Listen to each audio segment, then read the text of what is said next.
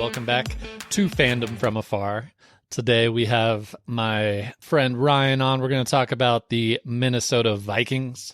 Ryan is one of my oldest friends, not only age-wise, because he is really old, but I've known him since college, so it's been quite a long time. So Ryan, thank you for waking up early and talking some Vikings with me today. Thank you for having me. It is my pleasure to be here. You're like, oh, thanks for making fun of me right away. I'm really glad I woke up for this. Let's start with your origin story of how you became a Vikings fan that lives in Colorado. Sure. So I was born in Minneapolis, so I do have that tie. But I think what it boils down to is I was cheering for the same team that my dad rooted for growing up. My dad was born and raised in northern Minnesota, big Vikings fan, very cynical Vikings fan. But that's easy to do when the team is 0-4 in the Super Bowl. It hasn't been to one in my lifetime. Yeah, so I think that really solidified it. I think an interesting aspect to my family is, well, my dad was born and raised in northern Minnesota. My mom was born and raised in Green Bay, Wisconsin. So there was kind of this sort of a battle, between the Vikings and the Packers, although my mom is much less of a sports fan. So I think just from my dad's enjoyment of watching the Vikings, and I think I also was just not really into the Green Bay Packers colors. I just, at 6 years old, I wasn't into green and gold. So I went with the Vikings. I like it. Now, do you remember about how old you were when you really started sitting down and watching games with your dad? Or was it more like your dad was a huge fan, and so you said you were a fan, and then it just kind of slowly began the process of you actually knowing the players and watching the games and stuff? Yeah, I mean, I think it was probably around 9 or 10 years old. We had lived in Grand Junction, Colorado, from when I was 3 till when I was 8, and I don't remember watching football there, but I remember watching it once we moved to Sheboygan, Wisconsin, and so that was ages 8 to 13. So I think, probably right around that 9, 10 was when I really started watching, and guys like Anthony Carter, started becoming people that I just loved watching. Did you have a first jersey or even like a jersey type thing that you remember buying and just thought it was the coolest thing when you were a kid? Not as a kid. I don't think I owned a jersey. I had like generic Vikings shirts, but no jerseys and no specific players. I think the only jersey I've ever owned in my life is a Kevin Garnett jersey. There you go. That's a good one. Hanging in my still hanging in my closet. I've only worn it like twice. It's just like this shrine to Kevin Garnett. And I do have, although it's got a bunch of holes in it now, a Brett Favre T-shirt. So it's just a T-shirt. It's not a jersey, but I think it's the only thing I've ever owned that's actually had a name on it. Okay. Oh yeah, we'll definitely talk about the Favre era. So you said you were about 13 years old, and just I know you mentioned Anthony Carter, but who are some of other players that kind of stuck out as you were really cementing your fandom when you were younger? Mm-hmm. Yeah, I think thinking back, they had a lot of good defensive players. John Randall, Chris Dolman, Joey Browner. Oh yeah, Keith Millard. Like they when I was growing up, I think, as much as like you love watching and rooting for offense, like they had really good defenses. When I was first starting to Wasn't watch. John Randall the guy that wore like all the black face paint and stuff like that? Yeah. He had the paint under his eyes, and yep. So I think those were the kind of guys. I think Chris Carter was probably my favorite Viking. I remember him coming over from the Philadelphia Eagles. And at the time they also had Anthony Carter, and I was like, who is this other Carter? Who is this lesser Carter coming and playing for the Vikings? But the more I started watching him, and you're not all that astute as a 14-year-old kid watching, but like Chris Carter was not like fast or tall or exceptionally athletic in any of those ways. He was just kind of like Charles Barkley out there, like getting into position and boxing people out and like just like creating the small window. And he had amazing hands. So he's probably my favorite Viking if I had to choose one. But he was just so much fun to watch. And I think, he gets some praise, but I feel like he was kind of an underrated receiver considering what he Oh, yeah. I think from an outside perspective, he's the one that I kind of think about during that era. And the old, like when you watch highlights on Sunday night with Chris Berman and Tom Jackson, and their whole joke every week was all he does is catch touchdowns. He was amazing. And I think he's a Hall of Famer now, isn't he? Like he's really good. Yeah. But yeah, I definitely agree. He's underrated, especially because he got overshadowed by Moss at the end of his career. Yes, and so obviously people think about Moss as the greatest receiver, but Chris Carter was legit. And Randy Moss, I mean, when I think about great receivers in the NFL, when he came out, he could just do things that other people couldn't do. So and he was just so flashy. Like I understand why he's looked at that way. I think people did start to kind of understand how to play him. But I remember whenever this was, the early 2000s, like them being these conversations about who's the best receiver, Randy Moss, Terrell Owens, blah, blah, blah, whoever else is out there. And it was just like, yeah, these are all really good, really talented people, but there are just things Randy Moss can do that other people physically can't do. But in a less flashy way. He made it look so smooth, too. He did. Now, when you guys still lived up in Minnesota or Wisconsin or anything, did you go to any Vikings games? I've been to a few of them in my life. I saw them play in Minnesota one year when I was, probably 12, 13. And then I also remember going to Lambeau Field when they were playing in Green Bay. And that was the thing. That was one of those like negative 20-degree days where people are, up watching football and everybody's the full Lambeau experience. Yes, it was the full Lambeau experience. But it has been a long time since I have been to a professional football game of any kind. Much less. Do you remember when you were younger and watching games with your dad? Do you guys have any sort of game day rituals or game day routines that you would always do anytime the Vikings were on? I don't know that we did. I think because I've spent most of my life in Colorado, and even when I was living in Wisconsin, they weren't always on TV. I mean, if they were playing the Packers, they were on TV. Having them on TV every Sunday has not been as consistent as, say you growing up in Colorado. Broncos are on every. If they're on prime time, then usually the whole family is getting together. Well, that may or may not be true, but a lot of times it becomes a family event. And then I don't know about rituals. It's kind of gotten to the.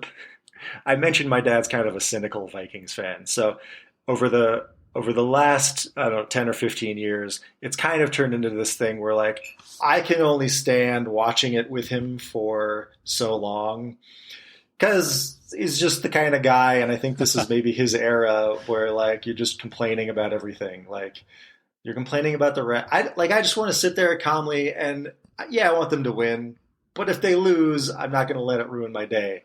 But it starts to become a little bit much sometimes to be around him. So like we'll usually watch together, and if it's close, we'll reconvene and watch the fourth quarter together, or maybe just like the last 5 minutes. But I think it ends up being where the bulk of the game, I'm like, if we're in the same house, I'm going to go downstairs and watch it. He can be upstairs and watch it. Or he like goes outside and like starts doing yard work while the game's going on because he just can't stand to watch the mistakes. That's definitely a fan that's been beaten down by many years of Vikings history. Yeah, I like those fans that like they've seen so many bad things happen to their team that the first negative thing that happens in a game, even if it's like an incomplete pass or something, they're just like, "Oh, here we go," and it's like, yes. no, you can't expect them to complete every pass. It's going to be okay. Yes, the other team good. also has players. Exactly. Well, man, now I just kind of want the Vikings to win the Super Bowl just to give that release to your dad and let him enjoy the team again. Yeah, so he'll probably be around for another 20, 25 years. So as long as sometime within that window they can pull something out. We'll play some games later and we'll see how confident you are in that happening. Mm-hmm. Okay, great. You mentioned that the team has never made the Super Bowl in your lifetime. I should have looked this up, but when was the last time they did make the Super Bowl?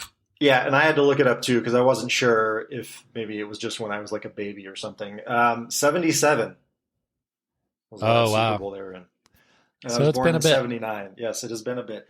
I actually when we agreed to do this podcast, I was like, man, do I even know enough? Like, do I even know enough about the Vikings history or like current? Because I've mentioned I've kind of lost touch a little bit with. Keeping track of the off-season moves. Like, I really don't do that like I used to. And I'm like, I don't even know the entire roster. I mean, yeah, I know most of it, but like, I don't think I knew until months after it happened that they don't have Adam Thielen anymore, right? Like, I'm just not keeping up with that like I used to. So, it actually started. There is this 7-part series on YouTube that my nephew told me about, which was kind of weird because he's not even a Vikings fan, but it's about the history of the Vikings. And I didn't know much about like the Bud Grant stuff and like the origin of the Vikings. So I'm only like an episode and a half into it. So they're right now where they're at is still like in the 70s, but it's amazing how I think this is maybe the difference between being a Vikings fan and having been maybe a Detroit Lions fan, right? Like there have been many seasons where I would, before I was born and after I was born, where I would look at them and say, they are the best team in the NFL. But they either didn't make the Super Bowl or just lost in the Super Bowl. They just couldn't get it done. So, and I would never look at any season and be like, yeah, the Detroit Lions are clearly the best team in the NFL. Never. That's never been the case. This year might be their best shot at that. And just seeing their dominance, there was this stat that I saw in this YouTube special that it was just win differential since the Super Bowl era. And there are only 2 teams ahead of them, which is Pittsburgh and Dallas. And they're right there with New England. You're comparing them to teams that have like 4, 5, 6 Super Bowls, and Minnesota's got none. But in my lifetime, I look at that year, Randy Moss's rookie season, 1998, when they went 15-1, but lost to Atlanta in the NFC Championship. I firmly believe they were the best team in the NFL. Although your Broncos won the Super Bowl that year, so like you might not agree with me. I was going to say you're incorrect about that, but they should have made it to the Super Bowl. And then Favre's year. Didn't they miss a field goal in that NFC Championship game? Yeah.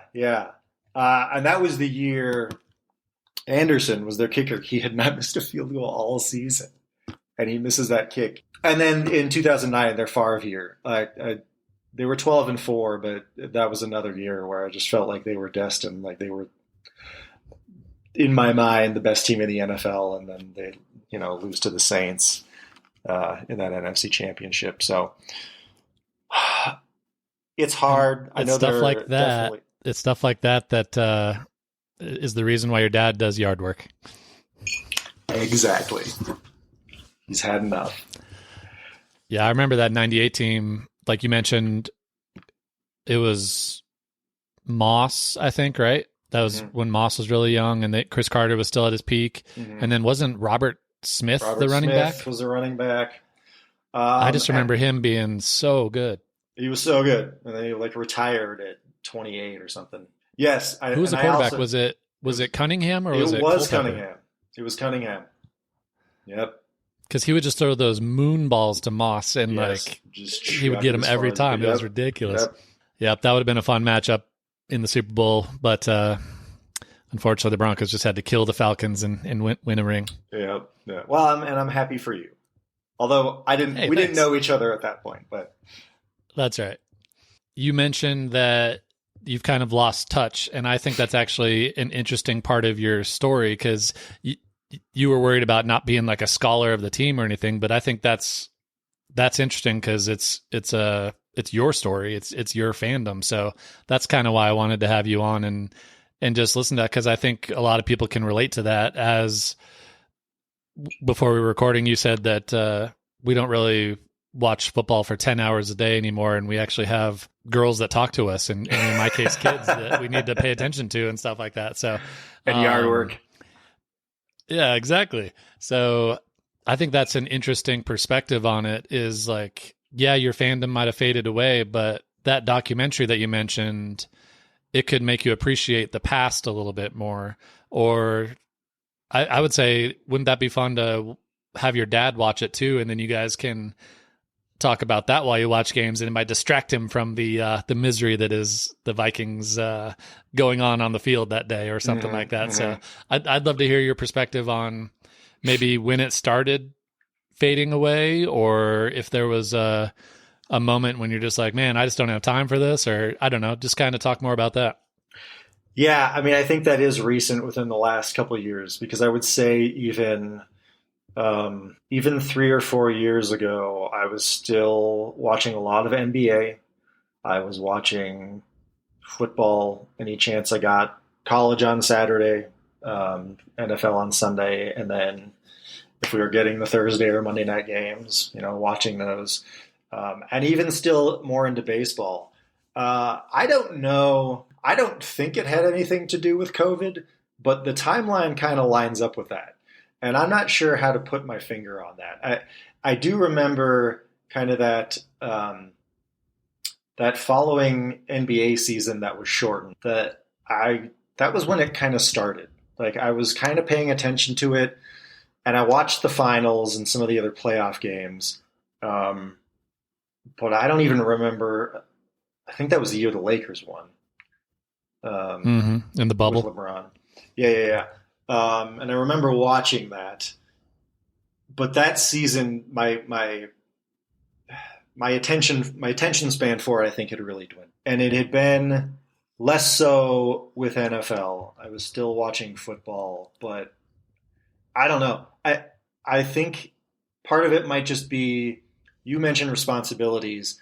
I think it's also kind of knowing my body and recognizing how I feel after just sitting on the couch and watching a television set for that many hours, and you just kind of like feel gross. And I'm like, I gotta stop doing this.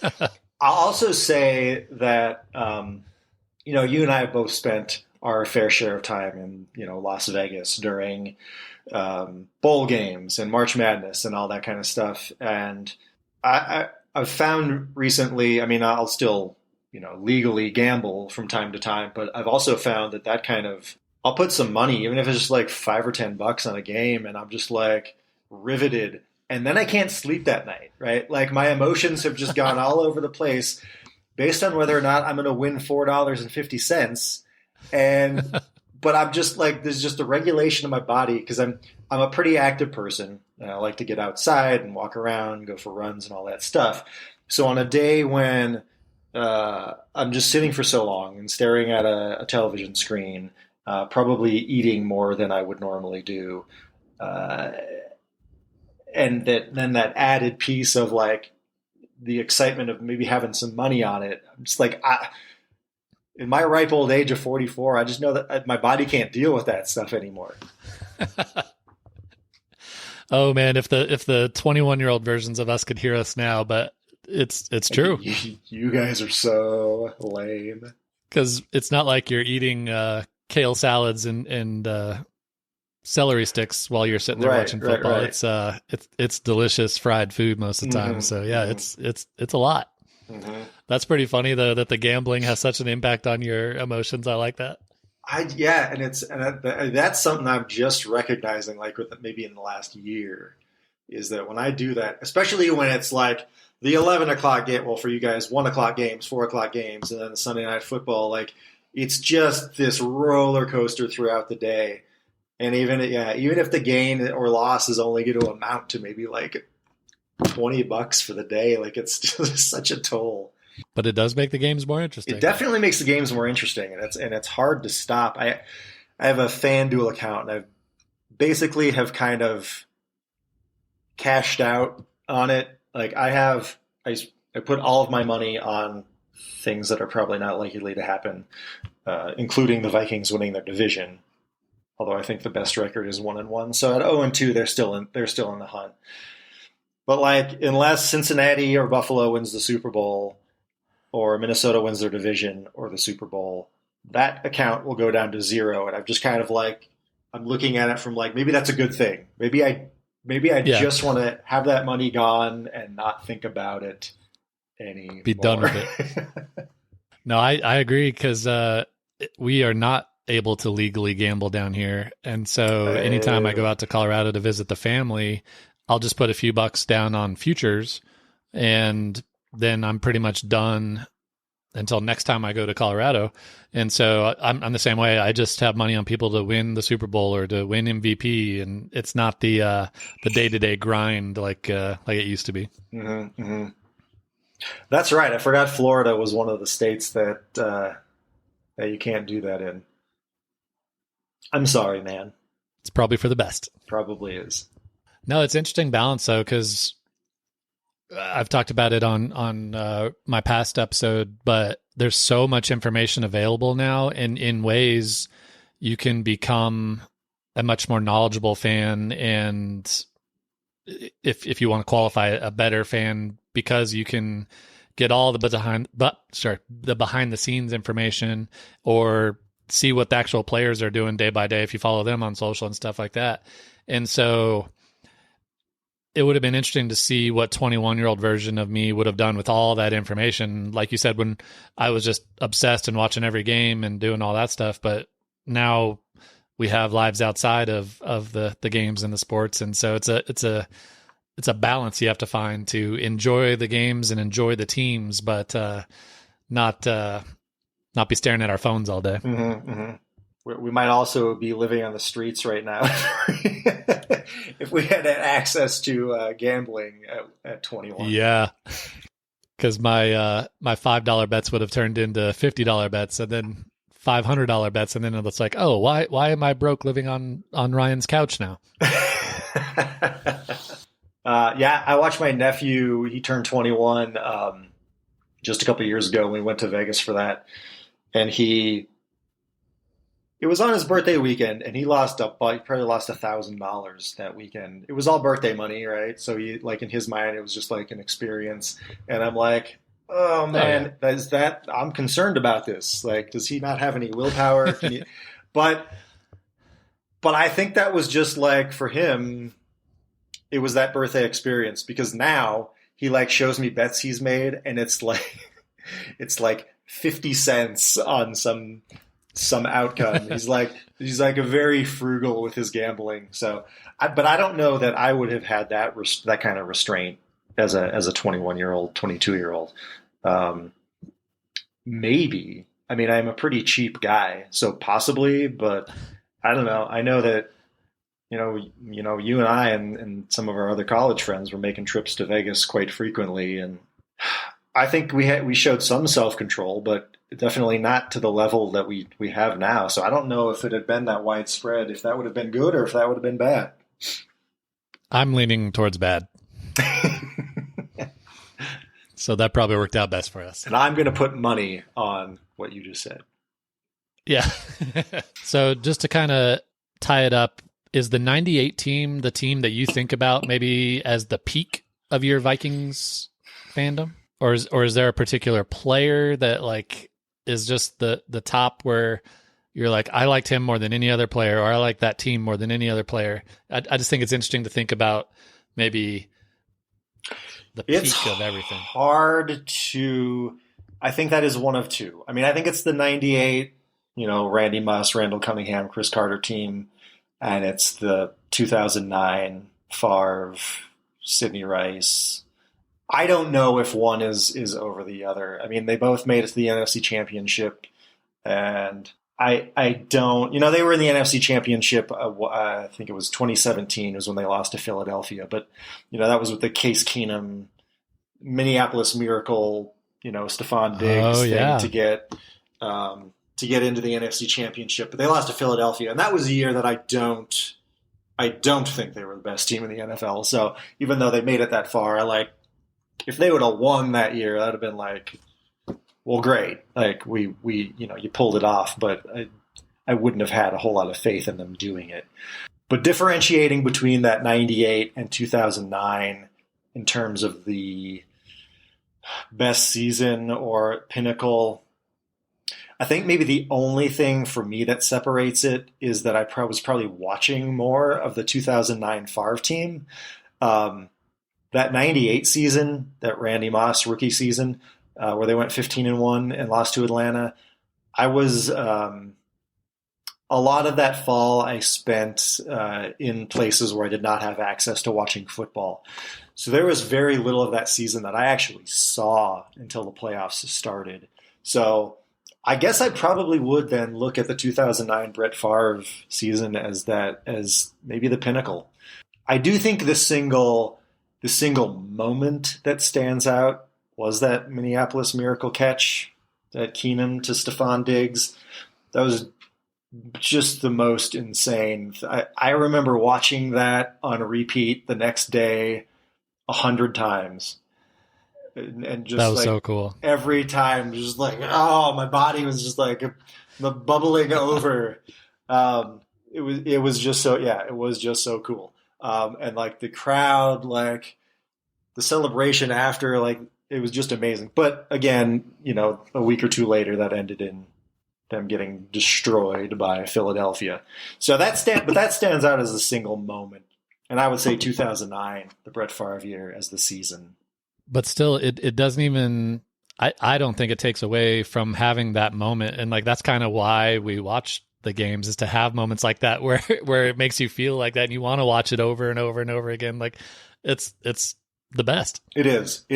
I think it was hard, like knowing that Case Keenum was not an amazingly talented quarterback, but that he seemed to have some sort of chemistry with Thielen and Diggs. I was really hoping that they would keep him.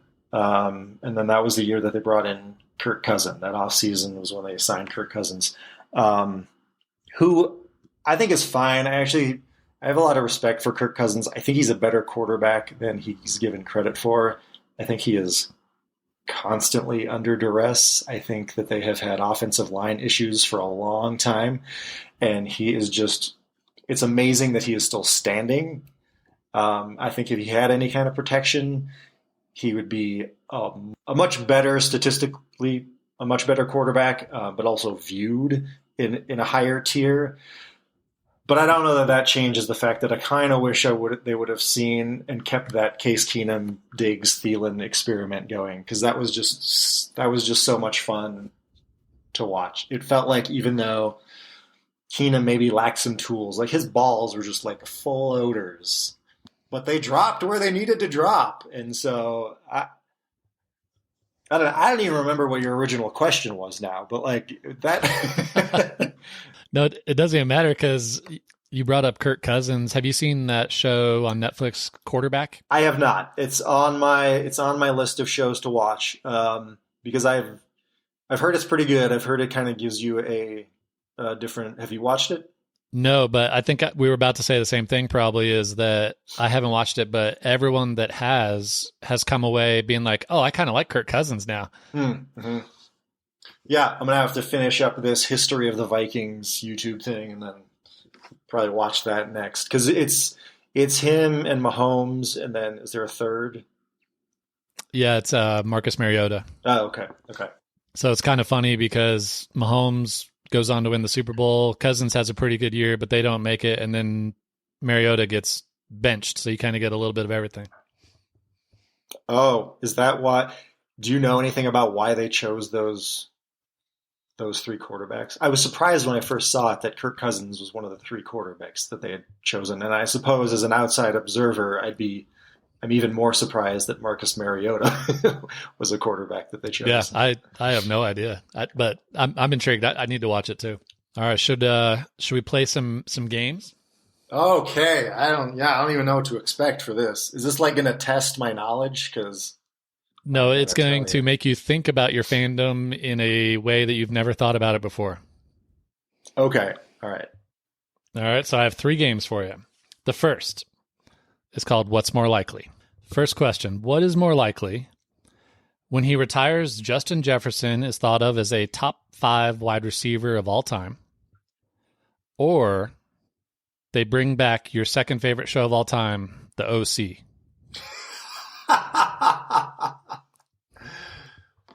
Oh, that's not what I thought was coming.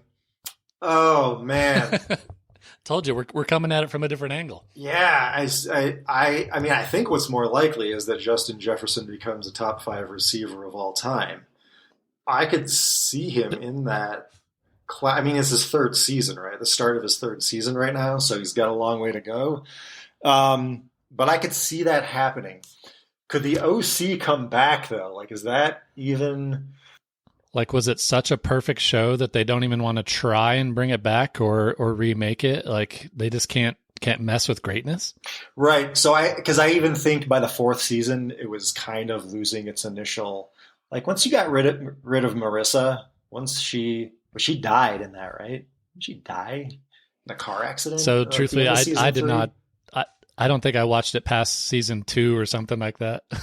Okay. Yeah. I'm pretty sure because seasons 1 and 2 were great. 3 was still pretty good. And then but I think by season 4, it was just kind of like, this is time for it to go. I will say, because I know you and I both watch Sports Night, and this wasn't the question, but if I could ever choose a show to come back, it would be Sports Night.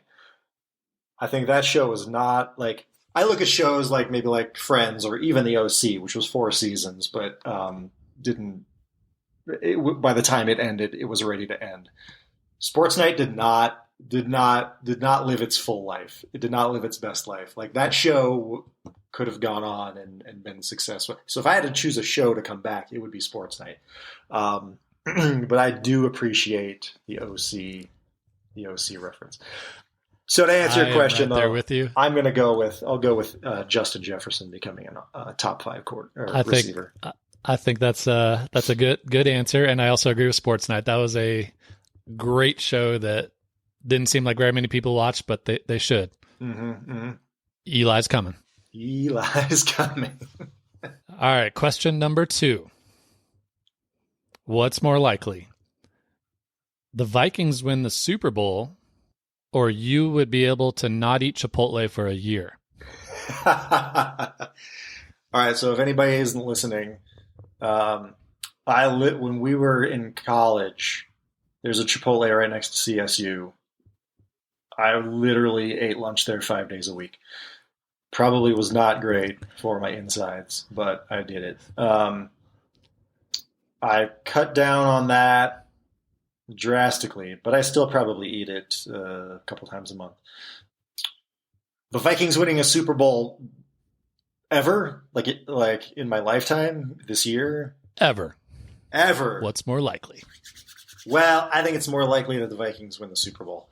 Law of averages, like it's gotta even out at some point. They've had too much talent come in and out to not. And I mean, I got like another 40 or 50 years to live. That's gotta happen. I think that's the correct answer, because I think there's a 0% chance that you could ever go a year without eating Chipotle, and I think there's at least a 1% chance of the Vikings winning the Super Bowl. So that's good. I think you're 2 for 2.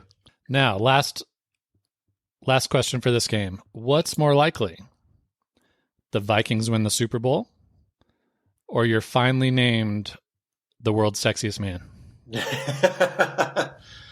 Well, I will humbly admit I think I have lost too much hair to be be named the world's sexiest man. I think those days have passed. I'd like to think that I'm still in pretty tip-top shape for a 44-year-old. I think I got that going for me, but I don't have enough hair.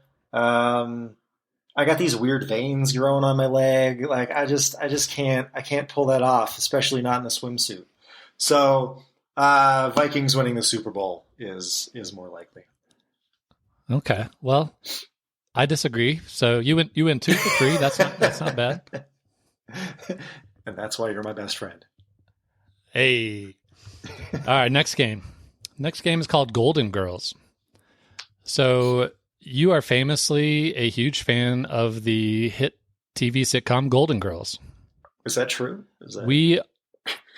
What? Is it true? We used to watch it all the time in college. Yes. It's famous. Famously. So we are going to recast Golden Girls. They're rebooting it, starring you and 3 Vikings players. So for those who are not familiar with Golden Girls, if you're not an 80-year-old woman or Ryan, there was 4 main characters. There was strong-willed Dorothy, spacey Rose, the Southern Belle Blanche, and the matriarch Sophie. So as we've established earlier, Ryan's really old, so he will be the matriarch of the new reboot, and he's going to pick the 3 remaining characters played by Vikings players. Okay, so the floor is yours, Ryan. Okay, so I'm Sophia. So I was going to actually say I'm kind of in certain ways becoming a real curmudgeon. So I might actually fit like the Dorothy role, but I'll be the matriarch. That's fine. Okay. This is really hard because like I really want like Brett Favre to be there. I really want Brett Favre to be one of those people. Probably Blanche. I think he's Blanche was a hot older woman, right? Like Blanche was sexy. She was doing her thing at that age. And Brett Favre's from the South, so that fits. Yes, from Mississippi, right? Yeah. So I think that, but this is hard because when I'm looking at it from a historical perspective, I mean, I've mentioned that was probably the pinnacle of my Vikings fandom, but he was only with the Vikings for 2 seasons.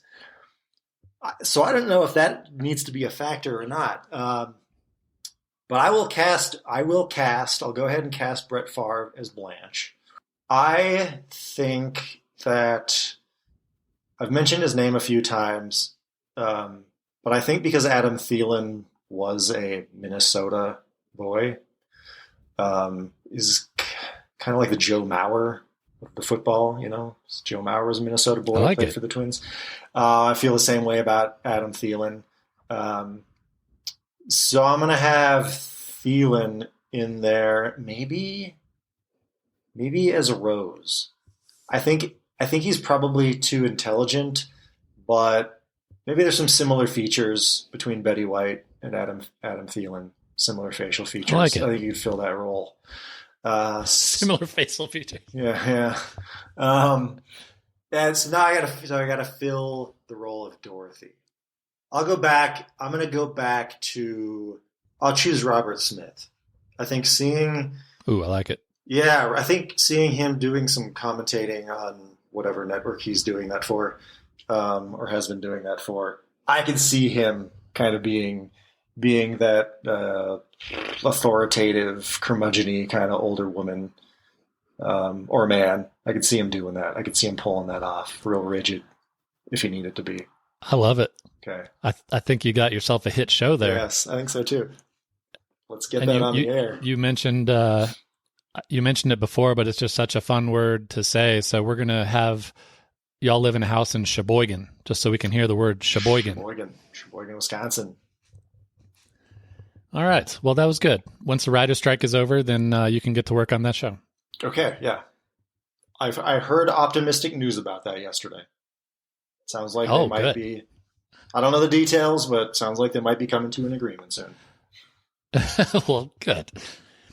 All right, last game is called Vikings or Vikings. Now let me explain. Okay.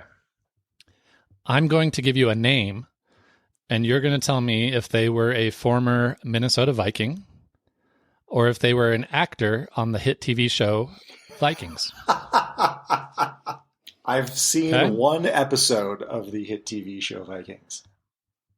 Well, then I expect you to not do very well. Yes, me neither. But if it's a Minnesota Viking, then you can just say Viking.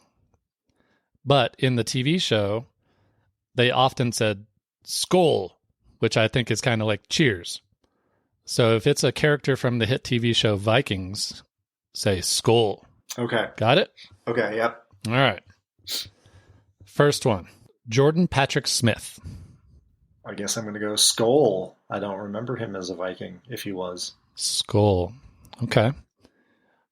That is correct. All right. He played Ube. Good. Ube was one of the sons of the main characters, and he actually turned out to be quite cool himself. So good job. You got 1 point. Okay, cool. Next one. Mick Tinglehoff. Mick Tinglehoff. Have to remember that name if that was a Viking. So I'm going to go Skull again. Skull. Skull. That is incorrect. What? That was a Viking? He was a center for the Vikings in the 1960s. Man. All right. So still with 1 point. This is good. Educational experience we're having here. Third name, Carlester Crumpler. Oh, that's a Viking. That is correct. He was a tight end in the 1990s. Yes. Carlester Crumpler. Good name. All right, so you got 2 points. You're doing well. Next name, Travis Fimmel. I don't recognize that name, so I will go Skull. Skull. Well done, sir. Well done. He played Ragnar, the main character in the hit TV show Vikings. And He is awesome. All right, last name. So you have 3 points. You're doing quite well. Great. All right, last one. Carrie Vedvik. Carrie Vedvik. I'm going to go Skull. Skull. I can see why you said that because that's a very Norwegian sounding name. Mm-hmm. So fun fact about Carrie Vedvik is he was a punter for the Vikings, but he is from Norway. So he's like a real life Viking. Oh. Yeah. I was excited to find him. For that? I'll give you half point. So you did quite well. You know your Vikings. Yeah, I mean those were not household names there by any stretch. No, I didn't want to make it easy on you. So like I said, you probably never have thought about your Vikings fandom from those angles before, but you did quite well. Thank you. That was fun. I didn't know that was coming. Very enjoyable. Hey, yeah, there you go. So that's going to pretty much wrap it up. Is there any final thoughts that you want to share with anyone about being a Vikings fan, or just words of encouragement for your dad if he listens to this? No, just be kind to any Vikings fans that you see on the street. We've been through a lot. We've had many hopes and dreams dashed when January rolls around. So hug your nearest Vikings fan. I like it. That's a perfect way to end it. Well, thank you for joining us today, Mr. Ryan.